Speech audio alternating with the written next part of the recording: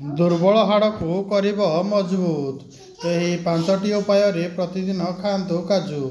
बयस बढ़िया सहित हाड़ मध्य दुर्बल होगाकू लगे। एभली परिस्थिति रे आपणक खाद्य सुस्थ खाद्य अंतर्भुक्त करने जरूरी। काजू एथिपाई बहुत लाभदायक अटे।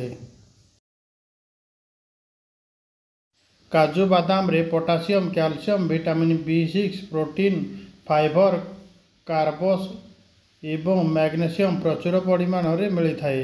एगुड़िक आपणक हाड़ को मजबूत करिबारे सहायता करे। जदि सठिक उपाय रे काजू खाती तेबे यह अधिक लाभदायक होई पारे। आसंतु जानिबा हाड़ को मजबूत करिबा पई काजू खाइबार भिन्न उपाय कौन।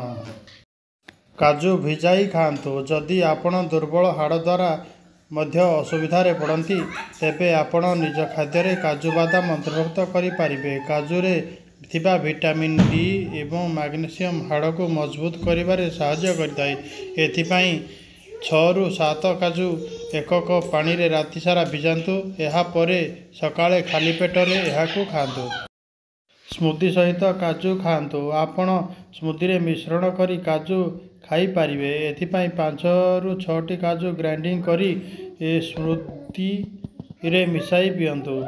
यह दुर्बल हाड़ को मजबूत करिताय। शरीरर जंत्रणा एवं दूर हेबाकू एथिपाई आपणको याकू नियमित खाइबाकू पड़िबो। याकू अनेक प्रकारर ड्राई फ्रूट सहित मिसाई खातु। खाली पेट रे सकाळे आलमंड, किशमिश और चिनाबादाम सहित काजू खाई पारिबे। एथिपाई 2 ରୁ 3 आलमंड, 4 ରୁ 5 किशमिश, 1 अखरोट एवं 3 ରୁ 4 काजू पानी रे भिजाई रखंतु। एहा परे सकाळे खाली पेट रे खातु।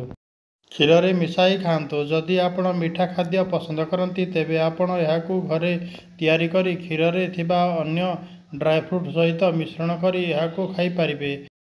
एहा सहित केवल आपणकर हाड़ नुहे आपणक शरीर मध्य सुस्थ रहिबो।